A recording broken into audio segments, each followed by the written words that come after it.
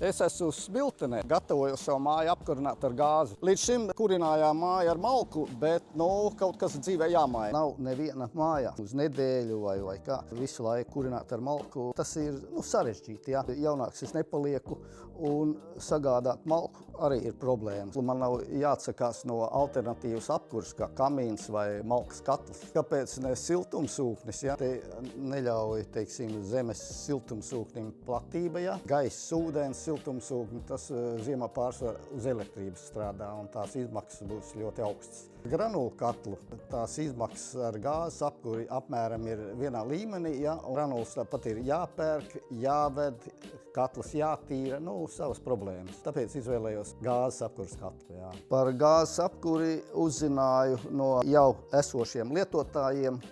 Un informācija internetā. Informācija pozitīva. Tagad atliek tikai pieslēgt pie esošās apkuras sistēmas, un baudīt siltumu.